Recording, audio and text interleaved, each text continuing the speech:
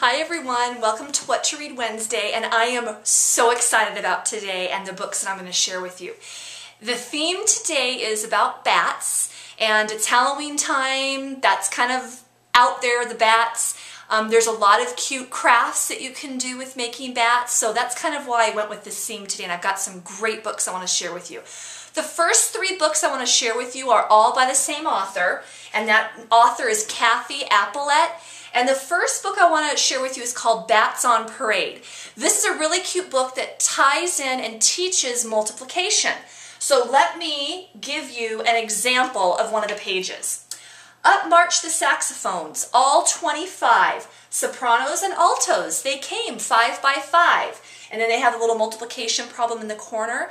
And you'll see that she has them set up in a math array. So you have 5 bats in 5 rows. So it teaches the concept of multiplication. But even if your kids aren't learning multiplication, you're still exposing them to it. And I would recommend not getting this book because it has multiplication in it, because all kids will love this story.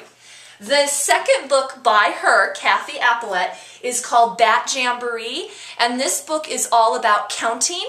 So one of the pages in here says, 5 bats dove from the top of the screen, reeling and whirling, wingtip to wing. So you could have kids count. Let's count how many bats we see. 1, 2, 3, 4, 5. And there's the number 5. So this is more towards the younger kids. But again, like I said, don't not read it just because it teaches numbers and talks about numbers. All these books have a really good rhythm to their writing, to their story. And then the final book I want to share with you by Kathy is called Bats Around the Clock, and this ties in with telling time. So on the bottom of each corner is a clock. So like on this page, at 8 o'clock the bats hip-hopped and danced the hoochity-choo. And then it shows the clock, 8 o'clock. So again, exposing kids to telling time. Great story, Bat Around the Clock.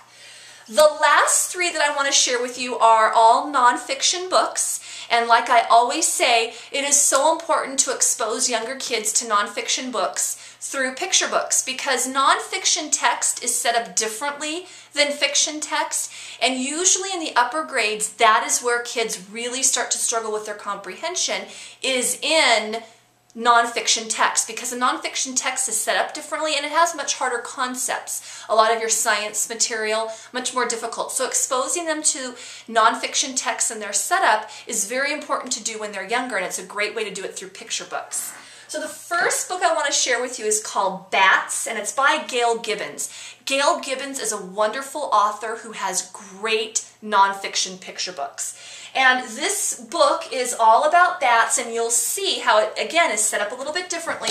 It gives you information about bats, but like on this page, it has a diagram where it's showing the different parts of a bat. Again, this is mimicking nonfiction text and what kids are going to see as they get older, you know, like in science books. So this is a great nonfiction text called Bats that gives a lot of kids a lot of information about bats.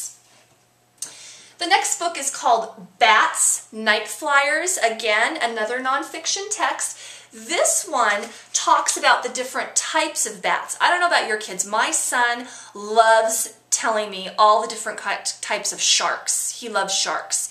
And he knows the different types of sharks. I mean, he'll say a shark name that I have never even heard of, and he always laughs because he thinks that I think he's making it up, when I know he's not making it up. He just loves the different types of sharks. So anyway, this book reminds me of him. It goes through all the different types of bats that there are and what they do. So this is a really nice book, Bats, Night Flyers. Again, it's set up in that nonfiction format to expose kids to that. And then the final one is called Bats, just plain Bats. And this is on a little bit easier level. So you'll notice on the inside, they talk about different vocabulary words.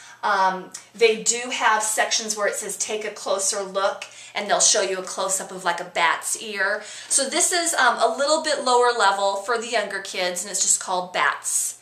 So I hope you will get some of these books out of the library or buy them to share with your kids, because I know they'll love them. It's such a fun time of year to be reading these different kinds of books. So I hope you enjoyed it, and I will see you again next Wednesday. Take care.